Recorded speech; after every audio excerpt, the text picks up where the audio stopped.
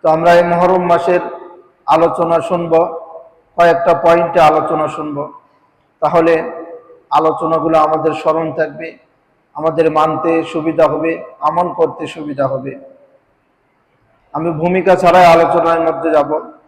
1 নম্বরে আমরা আলোচনা করব যে মুহররম মাসের তাৎপর্য কি। 2 নম্বরে রমজান মাসের আগে কোন রোজা ফরজ ছিল। 3 নম্বর মুহররম মাসের রোজার ফজিলত কি। 4 নম্বর 10-এ মুহররমের রোজার ফজিলত কি। 5 নম্বর এ মাসে মুহররম মাসে কয়টা রোজা রাখতে হয়। 6 নম্বর 10-এ মুহররম হুসাইন রাদিয়াল্লাহু তাআলা আনহু শহীদ হয়, এই কারণেই কি এই মাসের মর্যাদা এত, না অন্য কোনো কারণে।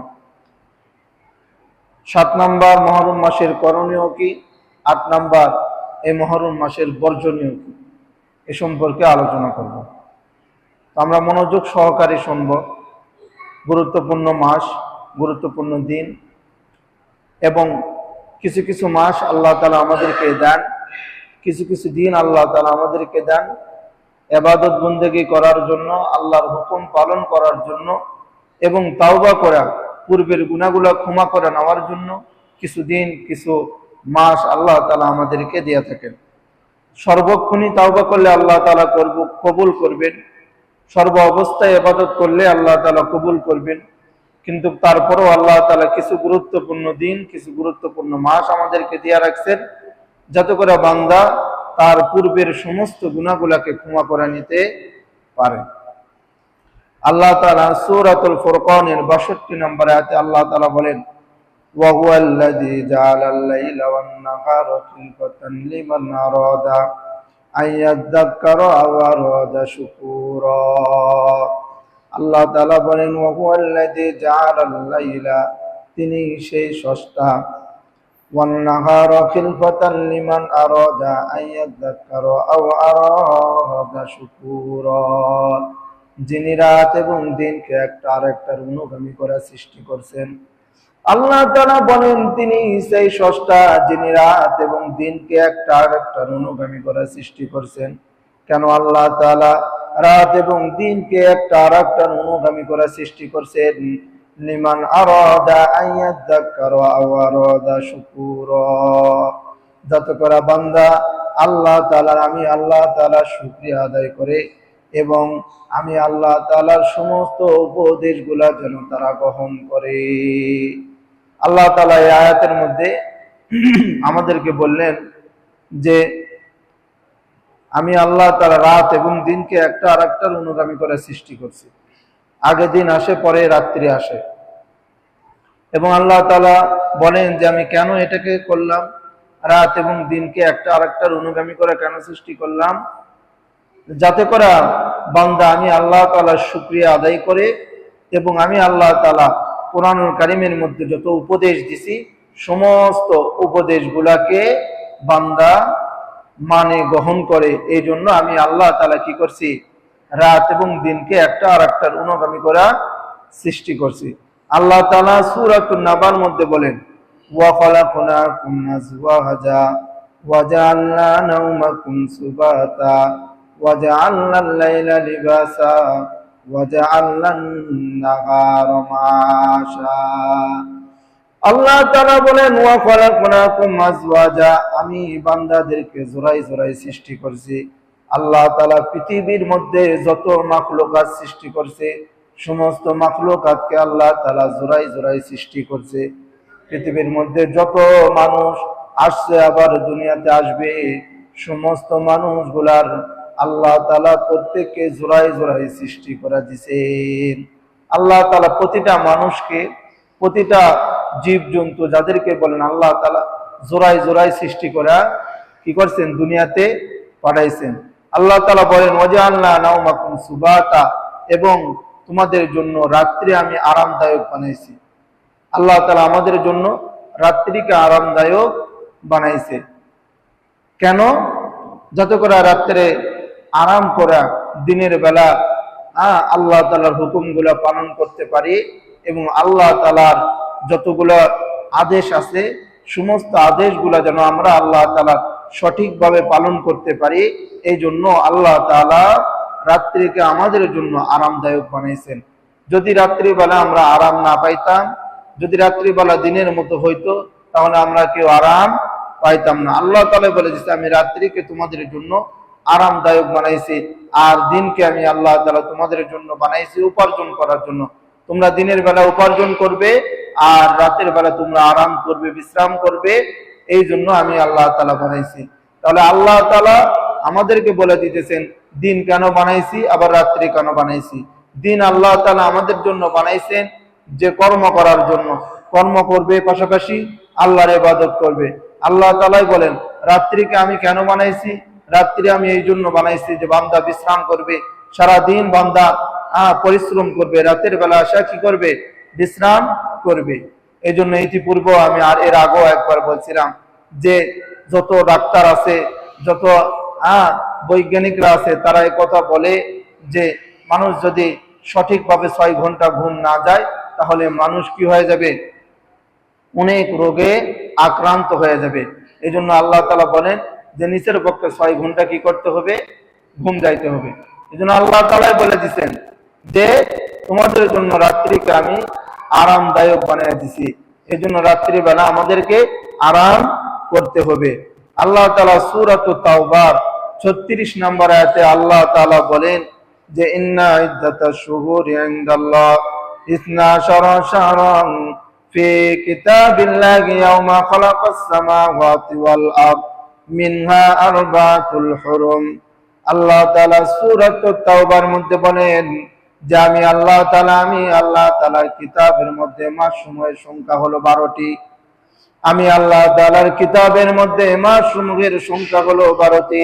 আল্লাহ তাআলা বলেন যেই দিন আমি আসমান এবং জমিন সৃষ্টি করছি, ওই দিন থেকে আমি আল্লাহ তাআলা যে বৎসরে কতগুলা মাস হবে আমি আল্লাহ তাআলা সৃষ্টি করে দিছি। সুবহানাল্লাহ। আল্লাহ তাআলা বলেন যে বৎসরে কতগুলা মাস হবে আমি আল্লাহ তাআলা সেটা সৃষ্টি করছি। কখন? আসমান আর জমিন যখন আল্লাহ তাআলা কি করছেন, সৃষ্টি করছেন। এরপরে তো অনেক পরে আসা কি হলো, হিজরি সন শুরু হলো। ওমর রাদিয়াল্লাহু তাআলা আনহুর শাসনকালে হিজরি কাল শুরু হলো। ওমর রাদিয়াল্লাহু তাআলা আনহু অর্ধ পৃথিবীর বাদশা ছিলেন। বিভিন্ন জায়গা থেকে ওমর রাদিয়াল্লাহু তাআলা আনহুর কাছে চিঠি আসতো। এখন কোন মাসের চিঠি এটা বলা যেত না। ওই তখন ওমর রাদিয়াল্লাহু তাআলা আনহু সমস্ত সাহাবায়ে কেরামদেরকে নিয়ে যে তিনি হিজরি সন চালু করলো, যে রাসূল সাল্লাল্লাহু আলাইহি ওয়াসাল্লাম যখন হিজরত করছে তখন থেকে হিজরি সনটা তিনি কি করছেন, চালু করছেন। তখন থেকে যে সমস্ত চিঠিগুলো আসতো তখন বোঝা যেত এই চিঠি কোন বৎসরে, আগের বৎসরের না পরের বৎসরে। তারও কত পরে আসা এই ইংরেজি মাসগুলা কি হয়েছে, শুরু হয়েছে। কিন্তু আজকে আমরা এমন একটা অবস্থায় চলে আসছি যে কাউকে যদি জিজ্ঞাসা করা হয় এটা আরবি মাসের কত হিজরি সন, বলতে পারবে না। আরবি মাসের এটা কি মাস চলতেছে, বলতে পারবে না। আরবি মাসের কত তারিখ, বলতে পারবে না। অথচ ইংরেজি সন কত পরে আসা শুরু হইলো, শুরু হওয়ার পরে সেটাকে মানুষ মনে রাখে, কিন্তু আরবি সন কত আগে শুরু হয়েছে কিন্তু সেটাকে মানুষরা মনে রাখে না, স্মরণও রাখে না। অথচ কিতাবের মধ্যে আছে কোন এলাকার মধ্যে কেউ যদি আরবি সন, আরবি হিজরি, আরবি তারিখ সম্বন্ধে যদি অবগত না হয়, কেউ যদি গণনা করে না রাখে, তাহলে পুরা এলাকার মানুষ ফরজে কিফায়া তরক করার গুনাহগার হবে। একজন হলেও কোন এলাকার কোন গ্রামবাসীর একজন হলেও ইংরেজি সন, আরবি হিজরি কত তারিখ কত মাস এটা আমাদেরকে স্মরণ রাখতে হবে। স্মরণ যদি না রাখতে পারি তাহলে আমরা ফরজে কিফায়া তরক করার গুনাহগার হব। তো আল্লাহ তাআলা এখানে আমাদেরকে বললেন যে 12টা মাস আমি আল্লাহ তাআলা তোমাদের জন্য নির্ধারণ করে দিলাম। তার মধ্যে 4টি মাস বরকতপূর্ণ এবং 4টি মাস মর্যাদাপূর্ণ। কোরআনের প্রতিটা পৃষ্ঠায় প্রতিটা আয়াতে যদি আপনি খোঁজেন যে আল্লাহ তাআলা এই 4টা মাস মর্যাদা সম্পূর্ণ, এই 4টা মাস কোথায়, আপনি কোরআনের কোথাও পাবেন না। কিন্তু কোরআনের সর্বপ্রথম তাফসীর হলো হাদিস।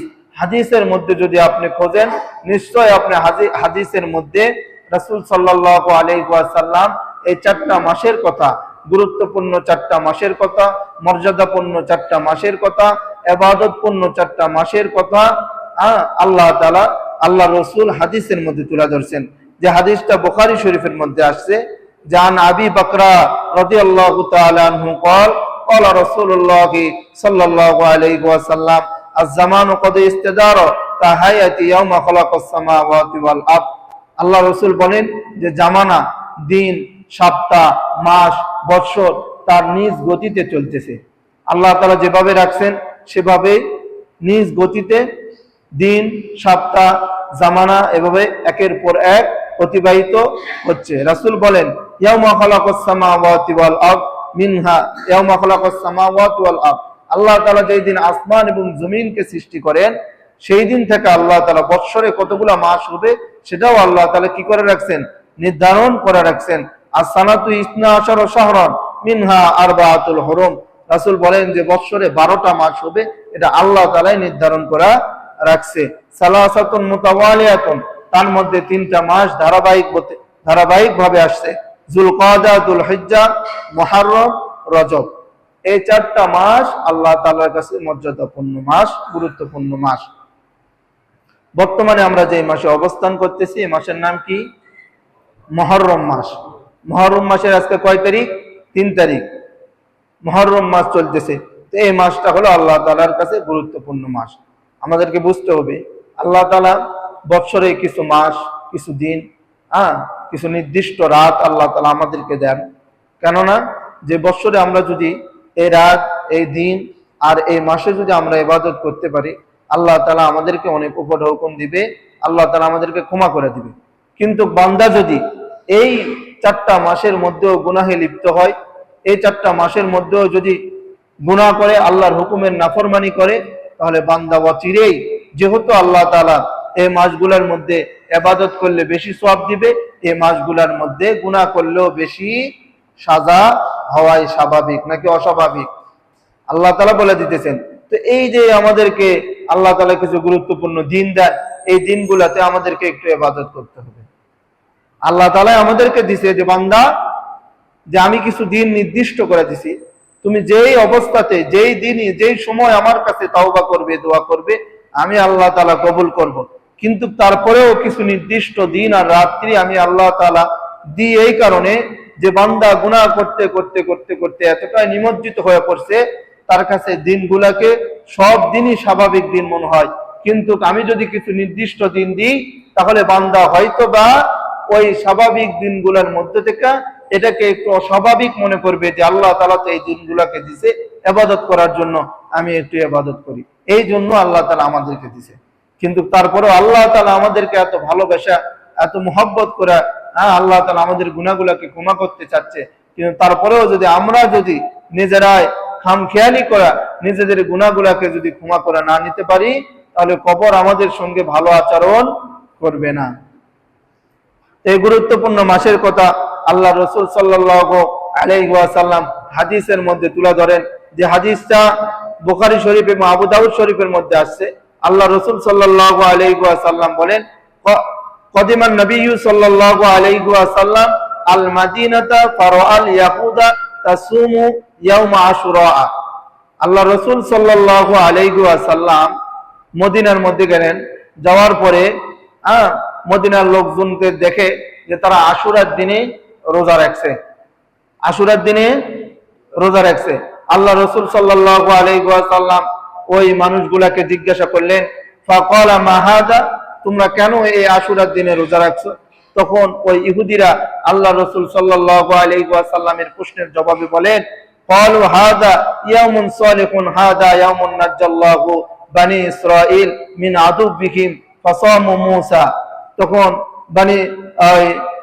ওই ইহুদিরা আল্লাহ রাসূল সাল্লাল্লাহু আলাইহি ওয়াসাল্লামকে বললেন যে আমরা রোজা রাখি যে মুসা আলাইহিস সালাতু ওয়াস সালাম বনি ইসরাইলের হাত থেকে, বনি ইসরাইলের দুশমন থেকে রক্ষা পাইছিল, এই জন্য মুসা আলাইহিস সালাতু ওয়াস সালাম রোজা রাখেন এবং আমরাও সেই কারণে এই আশুরার দিনে রোজা রাখি। আল্লাহ রাসূল সাল্লাল্লাহু আলাইহি ওয়াসাল্লাম বলেন, ক্বালা ফাআনা আহাক্কু বিমূসা মিনকুম ফাসামাহু। আল্লাহ রাসূল বললেন যে আমি কি করলাম, মুসা আলাইহিস সালাতু ওয়াস সালামের প্রতি হক বেশি আমি রাখি, এজন্য আমিও রোজা রাখি। আল্লাহ রাসূল এবং বলেন ও আমার বিসিয়ামিহি, এবং তোমরাও কি রাখো, এই আশুরার দিনে রোজা রাখো। এবং অন্য একটা হাদিসের মধ্যে আছে মুসনাদ আহমদ ইবনে হাম্বলের মধ্যে আল্লাহ রাসূল সাল্লাল্লাহু আলাইহি ওয়াসাল্লাম বলেন ফাউনাসিম মিনাল ইয়াহুদি কদ সামু ইয়াউম আশুরা। আল্লাহ রাসূল একজন ইহুদির পাশ দিয়ে যাচ্ছিলেন, যাওয়ার সময় দেখে যে সে আশুরার রোজা রাখছে। আল্লাহ রাসূল জিজ্ঞাসা করেন ফাকালা মা হাদা মিনাস সাওম, যে তোমরা কেন রোজা রাখছো?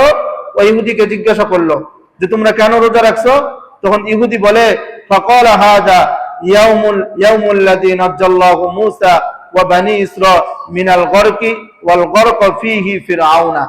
তখন তারা বলে যে ফিরআউনের হাত থেকে, বনী ইসরাইলের হাত থেকে আমাদের নবী মুসা আলাইহিস সালাতু ওয়াস সালাম ওদের কাছ থেকে রক্ষা পাইছিল। তারা মুসা আলাইহিস সালাতু ওয়াস সালামকে ধাওয়া করছিল, যে মুসা আলাইহিস সালাতু ওয়াস সালাম, যেটা আমরা শুনছি যে সমুদ্রের মধ্যে রাস্তা তৈরি করে, যে আমরা অনেকে ঘটনা জানি। তো মুসা আলাইহিস সালাতু ওয়াস সালামকে ফিরআউন ধাওয়া করছিল, সেখান থেকে মুসা আলাইহিস সালাতু ওয়াস সালাম আল্লাহর হুকুমে আল্লাহ তাআলা বাঁচায়া দিয়েছেন। সেখান থেকে মুসা আলাইহিস সালাতু ওয়াস সালাম এবং বনী ইসরাইলের 12টি গোত্র যখন বেঁচে গেলেন, তখন মুসা আলাইহিস সালাতু ওয়াস সালাম শুকরিয়াতান আল্লাহ তাআলার দরবারে একটা রোজা রাখছিলেন, কেননা আল্লাহ তাআলা রোজাকে বেশি পছন্দ করে। এজন্য মুসা আলাইহিস সালাতু ওয়াস সালাম রোজা রাখছিলেন, এজন্য আমরাও রোজা রাখি। ওয়াহাদা ইস্তাওয়াদ্দা ফীহি সাফিনাতু আলাল জুদি ফাসামুহু নূহুন ওয়া মূসা শুকরাল্লাহি তাআলা। তখন বলে যে নূহ আলাইহিস সালাতু ওয়াস সালাম যদি পাহাড়ে গিয়া নূহ আলাইহিস সালাতু ওয়াস সালামের যে নৌকা ছিল, ওই নৌকাটা গিয়া যদি পাহাড়ে লাগে। নূহ আলাইহিস সালাতু ওয়াস সালাম 950 বছর দিনের দাওয়াত দিয়েছেন। কয় বছর? 950 বছর। অনেক অল্প মনে হচ্ছে তো। 950 বছর দিনের দাওয়াত দিয়েছেন। দিনের দাওয়াত দেওয়ার পরে কিতাবের মধ্যে লেখে যে 40 অথবা 40 থেকে বেশি লোক কি হয়েছে, ইসলাম ধর্ম গ্রহণ করছে। তো আমরা একদিনে, এক আলোচনায়, এক সপ্তাহে, এক ওয়াজে মানুষকে পরিবর্তন করা সহজ নয়। 950 বছর নবী দাওয়াত দিছে, আর আমরা তো নবীদের উম্মত, আমাদেরকে দাওয়াত দিতেই থাকতে হবে। তারপরে মানুষ যদি শোনে, কিন্তু একবার দাওয়াত দিলাম, একবার কথা বললাম, বলা আর মনে করলাম যে কেউ মানলো না, আর বলবো না, এরকম না। কিন্তু নবীরা এত ধৈর্যের সহকারে দিনের দাওয়াত দিয়েছেন। তো নূহ আলাইহিস সালাতু ওয়াস সালামকে তখন আল্লাহ তাআলা বলছিল, এই ঘটনা অনেকেই জানে, অনেক লম্বা একটা ঘটনা। তো উনি নৌকার মধ্যে নিয়ে যখন মানুষদেরকে নিয়ে যখন নৌকায় উঠলেন, ওঠার পরে এমন একটা আল্লাহ ঝড় বৃষ্টি দিয়ে দিয়েছিল। ওই ঝড় বৃষ্টির সময় নৌকাটা গিয়া যদি পাহাড়ে লাগছিল, ওই সময় নূহ আলাইহিস সালাতু ওয়াস সালাম আল্লাহ তাআলার শুকরিয়াতান একটা রোজা রাখছিলেন। এজন্য আমরা কি রাখি? রোজা রাখি। আল্লাহ রাসূল বলেন যে মুসা এবং নূহ আলাইহিস সালাতু ওয়াস সালামের প্রতি আমি রাসূল বেশি হকদার, আমি রোজা রাখবো এবং তোমরা কি রাখো? রোজা রাখো। কিতাবের মধ্যে ভালো করে ঘাটাঘাটি করা দেখলে, হাদিস দেখলে বোঝা যায় সর্বোচ্চ 2টা ঘটনার কারণে এই আশুরার রোজাটা রাখা হয়। কিন্তু মুখ লোকে অনেক কথা, মৌখিক হাদিস অনেক মানুষ অনেক কথা বলে, যে আদম আলাইহিস সালাতু ওয়াস সালামকে এই দিন সৃষ্টি করা হয়েছে, এই দিন দুনিয়াতে পাঠানো হয়েছে, হযরতে ইউনূস আলাইহিস সালাতু ওয়াস সালামকে মাছের পেট থেকে এই দিন বের করা হয়েছে। এগুলো ভিত্তিহীন কথা। তো রাসূল হাদিসের মধ্যে এই 2টা হাদিস ভালোভাবে খুঁজলে বোঝা যায় যে এই 2টা কারণে আশুরার দিনে কি রাখছে? রোজা রাখছে। এই জন্য আমরাও কি রাখবো? আশুরার দিনে রোজা রাখবো। রমজানের আগে 2 নম্বর আসেন, এটা হলো যে আশুরার তাৎপর্য, মানে মুহররমের তাৎপর্যটা বললাম, যে মুহররমের রোজার আগে, রমজানের রোজার আগে কোন রোজা ফরজ ছিল? আমরা কি জানি রমজানের রোজার আগে কোন রোজা ফরজ ছিল? আমরা রমজানের রোজার আগে, আমরা কিন্তু প্রতি বছর রমজানের রোজা রাখি। আমরা জানি না যে রমজান মাসের রোজা ফরজ হওয়ার আগে, এটা তো আমার জানার কর্তব্য যে রমজান মাসের রোজার আগে যে কোন রোজাটা ফরজ ছিল, এটা নিয়ে আমাদের ভ্রুক্ষেপ নাই। কিন্তু আমরা যদি একটু বলি যে গত বছর যে কোন দেশ কাপ নিয়েছিল, বলতে পারবে, যুবক ভাইরা বলতে পারবে। কিন্তু রমজান মাস যখন আসে, তখন আপনার ব্রেনে এতটুকু কাজ করতে হবে যে রমজান মাসটার আগে কোন রোজাটা আল্লাহ তাআলা ফরজ করেছিল, কোন রোজাটা ইসলাম ধর্মে ছিল এবং নবীরা কোন রোজা পালন করছে, এটা জ্ঞানে আসার কথা। তো আসেন, আল্লাহ রাসূল সাল্লাল্লাহু আলাইহি ওয়াসাল্লাম বুখারী তিরমিজি শরীফের মধ্যে বলেন, আম্মা জানা আয়েশা রাদিয়াল্লাহু তাআলা আনহা বলেন, কানা আশুরা ইয়াউমা তাসুমু কুরাইশিন ফিল জাহিলিয়া, জাহিলি যুগে কুরাইশরা এই আশুরার দিনে রোজা রাখতেন।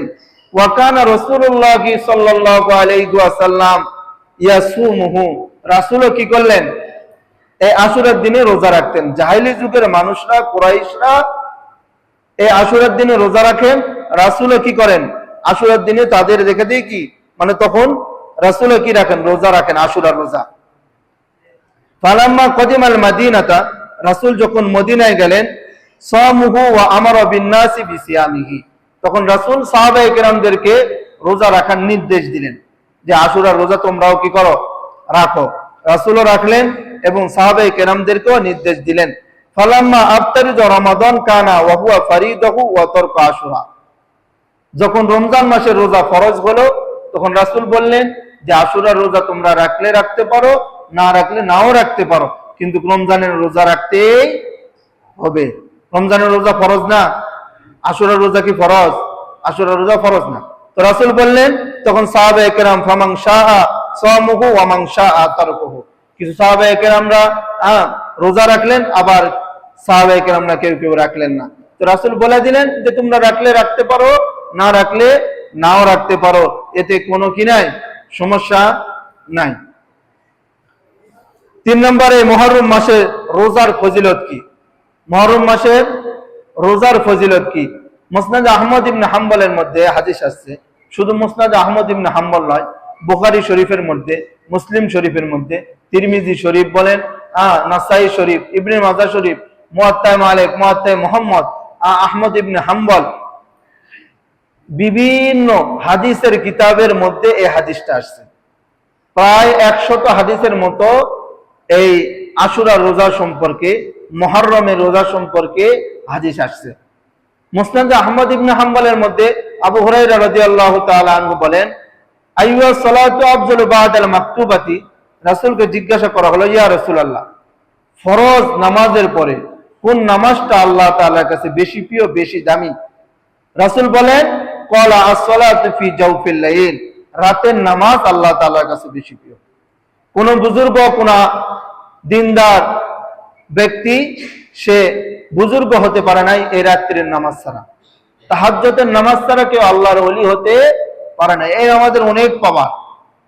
আপনি বিপদে পড়ছেন, আপনি রাতের বেলা তাহাজ্জুদের নামাজে দাঁড়ায় যান, আল্লাহ তাআলাকে বলেন, আল্লাহ তাআলা আপনাকে বিপদ থেকে রক্ষা করবে। আপনি অভাবে পড়ছেন, রাতের বেলা তাহাজ্জুদের নামাজে দাঁড়ায় যান, আল্লাহ তাআলা আপনার বিপদ থেকে রক্ষা করবে, প্রতিটা কাজ থেকে আল্লাহ তাআলা রক্ষা করবে। কারণ এই তাহাজ্জুদের নামাজ আল্লাহ তাআলার কাছে অনেক গুরুত্বপূর্ণ, মর্যাদাপূর্ণ নামাজ। এবং রাসূলকে জিজ্ঞাসা করো, ক্বালা আইয়ুস সিয়ামু আফজালু বা'দা রমাদান, রমজান মাসের পরে কোন রোজাটা আল্লাহ তাআলার কাছে সবচাইতে বেশি প্রিয়? রাসূল বলেন, শাহরুল্লাহুল্লাযী তাদউনাহুল মুহররম, মুহররম মাসের রোজা আল্লাহ তাআলার কাছে সবচাইতে বেশি প্রিয়। তাহলে রমজান নামাজের মধ্যে, ফরজ নামাজের পরে সবচাইতে শ্রেষ্ঠ নামাজ কোনটা? তাহাজ্জুদের নামাজ। কোন নামাজ? তাহাজ্জুদের নামাজ। রমজান মাসের রোজার পরে কোন রোজাটা আল্লাহ তাআলার কাছে শ্রেষ্ঠ? মুহররম মাসের রোজা আল্লাহ তাআলার কাছে শ্রেষ্ঠ। এখন আসেন যে 10 মুহররম রোজা, এই 10 মুহররম রোজার কতটা ফজিলত আর কতটা দাম?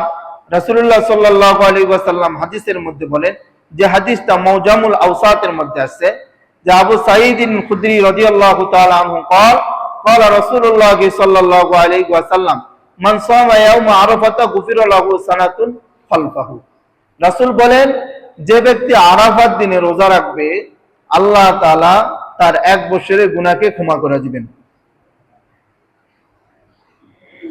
আল্লাহ রাসূল বলেন, যে ব্যক্তি আরাফার দিনে রোজা রাখবে আল্লাহ তাআলা তার 1 বছরের গুনাহকে ক্ষমা করে দিবেন। সুবহানাল্লাহ বলবেন না? এবং রাসূল বলেন, ওয়ামান সামা আশুরা গুফিরা লাহু সানাতুন, যে ব্যক্তি আশুরার দিনে রোজা রাখবে আল্লাহ তাআলা তার 1 বছরের গুনাহকে ক্ষমা করে দিবেন। সুবহান। এবং মুসলিম শরীফের মধ্যে আল্লাহ রাসূল বলেন, আবু কাতাদা রাদিয়াল্লাহু তাআলা আনহু বলেন, সিয়ামু ইয়াউম আশুরা আহতাসিবু আলাল্লাহি আন ইউকাফফিরা সানাতাল্লাতী ক্বাবলাহু। আবু কাতাদা রাদিয়াল্লাহু তাআলা আনহু বলেন যে রাসূলুল্লাহ সাল্লাল্লাহু আলাইহি ওয়াসাল্লাম বলেছেন, যে ব্যক্তি আশুরার দিনে রোজা রাখবে, আমি আল্লাহ তাআলার কাছে আশাবাদী আল্লাহ তাআলা তার 1 বছরের গুনাহকে ক্ষমা করে দিবেন। সুবহানাল্লাহ।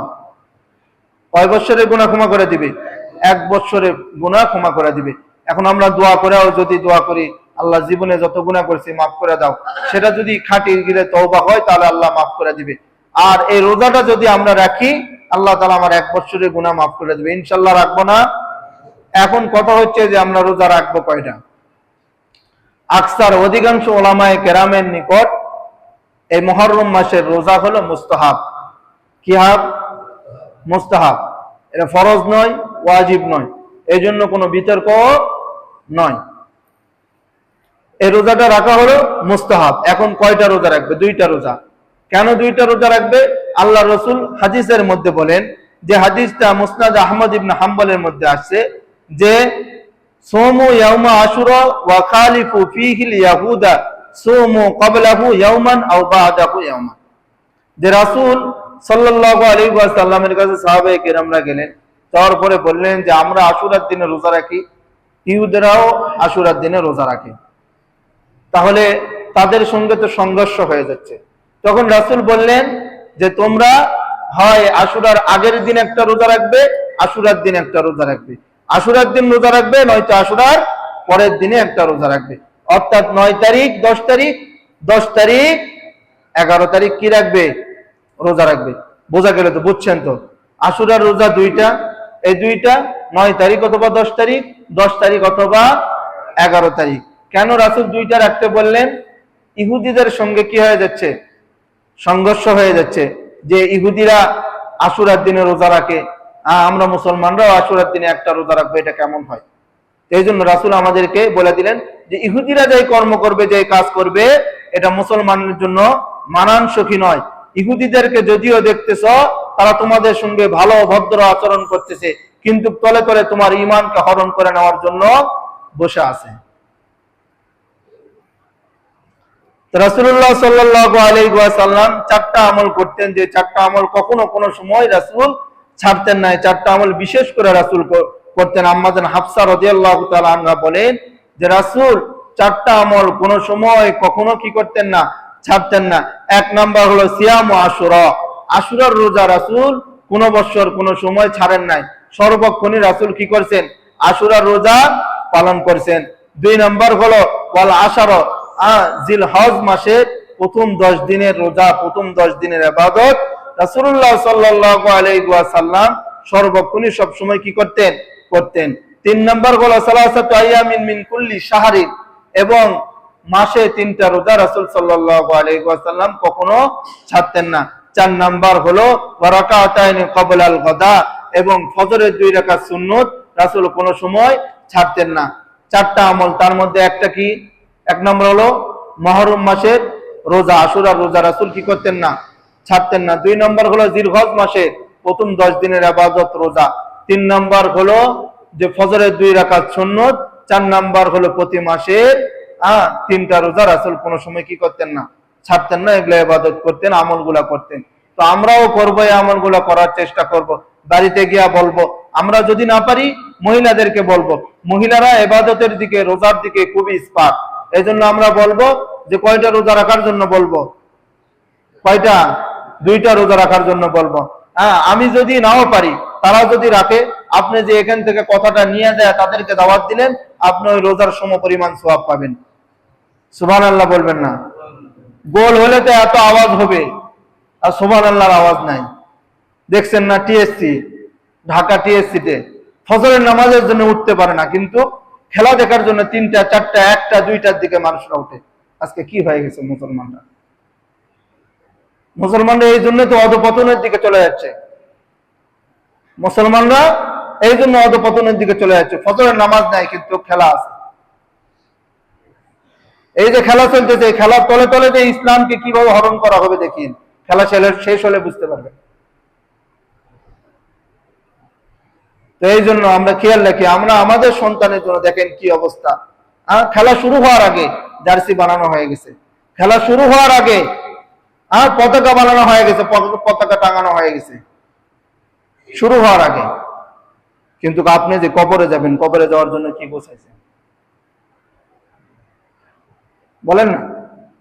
আপনি কবরে যাবেন, আপনি খেলা শুরু হবে, ওরা ডিক্লার দিছে অমুক তারিখে খেলা শুরু হবে, কিন্তু রাসূল বলছে তোমার মৃত্যু কখন কেউ জানে না। তুমি মসজিদ থেকে বের হতে পারবে কি পারবে না এটা কেউ জানে না। তাহলে কবরের জন্য আমি আপনি কি গোছাই না বলেন না? কবরের জন্য যদি কিছু না গোছাইতে পারেন, মাটিকে দেখতেছেন, মাটিকে পা দিতেছি, মাটি যেভাবে ইচ্ছা সেভাবে মাটিকে আমরা ব্যবহার করতেছি, কিন্তু সেই দিন মাটি দেখাই দিবে দুনিয়ার বুকে আমার বুকে যেভাবে ইচ্ছা সেভাবে চলছো, আজকে আমার মাটির কত পাওয়ার দেখো। এমন জোরে চাপা দিবে, কাঠির মধ্যে কাঠি ঢুকা দেবে, রাসূল বলছে। আমার কথা হলো এটা যে আমি কবরের জন্য কি গুছালাম? আমার মৃত্যু তো অনিশ্চিত, নিশ্চিত নয়, মানে এখনই হতে পারে, এটা অনিশ্চিত। আর খেলাটা নিশ্চিত, অমুক তারিখে অমুক দিন হবে। তো নিশ্চিত জিনিসকে নিয়ে অনিশ্চিত জিনিসকে নিয়ে আপনার ভাবা দরকার ছিল, কিন্তু নিশ্চিত জিনিসকে নিয়ে আপনি ভাবতেছেন না। আমি ওটা বলতেছি না একদিনেই যে সবগুলা সবাই ভালো হয়ে যাবে তা না, কিন্তু আমাদেরকে এখান থেকে বলতে হবে। বলতে বলতে বলতে বলতে একজন দুইজন মানবে। আগে যে পরিমাণের যেখানে যেখানে ইচ্ছা সেখানে পতাকা টাঙানো হতো, আরো অনেক রকমের গুনাহ হতো, কিন্তু গুনাহ কমে গেছে না? বলেন না, কমে গেছে না? আমি তো আমাদের এলাকার মধ্যে দেখেই নাই কোনো পতাকা। তো গুনাহ কমে গেছে না? এবার বলতে হবে, বললে না গুনাহ কমবে। মাদক বিরোধী প্রতিটা মসজিদ থেকে বলতে বলতে বলতে বলতে মাদক অনেক কমে গেছে, কিন্তু সরকার থেকে অনেক পদে অনেক টাকা ব্যয় করতেছে মাদক কি করার জন্য, নিয়ন্ত্রণ করার জন্য, কিন্তু বিনা টাকায় খতিবরা কি করতেছে, এটার অ্যাডভাইস করতেছে এবং আল্লাহ তাআলা কি বলছে সেটাকে তুলে ধরতেছে। তো আমাদেরকে বলতে হবে, কিন্তু কথা বললাম আর আপনি রাগ করলেন না, রাগ করা যাবে না, কোনো রাগ করা যাবে না, এটা বলতে হবে। এটা যদি আমি না বলি তো এটা আমার দায়িত্ববোধ থেকে আল্লাহ তাআলার কাছে আমাকে দাঁড়াতে হবে। কেন তুমি ওখানে বসলা? কেন তুমি আমার রাসূলের আমানতকে নিলা? তোমার দরকার ছিল না ওখানে বসা, তুমি ওখানে কেন বসলা? বসে সত্যি কথা বলতে পারলে না কেন? সেই দিন আমার জিহ্বাকে কাটা না হবে, কিন্তু আমি তো চাই না আমার জিহ্বাকে কাটা হোক। এই জন্য ভাই আল্লাহ তাআলা যেগুলো বলছে, যেভাবে চলতে বলছে সেভাবে আমরা চলি। এতটা উন্মাদন হওয়া যাবে না, এতটা আনন্দিত হওয়া যাবে না। তারা জিতলো কি তারা হারলো কি। কিছুদিন আগে নিউজ আসছে, পতাকা টাঙাতে গিয়া কি হয়েছে, কারেন্টে শর্ট করে হাত কাটা গেছে ওই দেশের, আর্জেন্টিনার পতাকা টাঙাতে গিয়া। ওই দেশের কেউ আশা কি আপনাকে টাকা দিছে? ওই লোকটাকে কি টাকা দিছে? হাত ফিরে পাইছে সে? অথচ আমাদের দেশের পতাকা হলে, আমাদের গভর্নমেন্ট থেকে হলো এবং মানুষরা হলো তাকে কিছু সহযোগিতা করতো, কি লাভ হলো? আজীবনের জন্য হাত আর ব্যবহার করতে পারবে না। এই জন্য আমরা আমাদের সন্তানদেরকে ভালোভাবে বুঝাবো, আমরা আমাদের আত্মীয় স্বজনদেরকে বুঝাবো। এখন বর্তমানে আমাদের যেটা চলতেছে, যে অনেকেই জিজ্ঞাসা করলো যে জার্সি পরে নামাজ হবে কি হবে না। আপনি কি বলেন, জার্সি পরে নামাজ হবে? আপনারাই বলেন। প্রশ্ন আমাকে করছে, আমি আপনাকে উপর ছাড়া দিলাম। জার্সি পরে নামাজ হবে? জার্সির মধ্যে যদি ছবি থাকে তাহলে তো নামাজই হবে না। আর জার্সির মধ্যে যদি নাম থাকে, নাম থাকে কার? মেসি, মুসলমান নাকি? বলেন না। অনেকে বলছে যে নামাজ হবে, তাকওয়ার দিক থেকে নামাজ হবে না। আপনি তো ইহুদির নাম নিয়ে নামাজ পড়তেছেন, কার সামনে দাঁড়াইছেন? পুরা পৃথিবীর শ্রেষ্ঠ আল্লাহ তাআলার কাছে আপনি দাঁড়াইছেন, আর ইহুদিকে পিঠে নিয়ে দাঁড়াইছেন। এই জন্য জার্সি পরে নামাজ পড়লে নামাজ হবে না। তাকওয়ার দিক থেকে জার্সি পরে নামাজ পড়লে নামাজ হবে না। আপনার নামাজের প্রয়োজন, জার্সি খুলে আসে নামাজ পড়েন, আর আপনি তাকে ভালোবাসেন, পরে এসে পড়েন। এই জন্য জার্সি পরে নামাজ পড়লে কি হবে না? নামাজ হবে না। যা কিছু আমরা বললাম, আল্লাহ তাআলা আমাদের প্রত্যেককে বুঝা আমল করার তৌফিক দান করুন। যারা সুন্নত পড়ি না আমরা সুন্নত পড়ে ফেলি।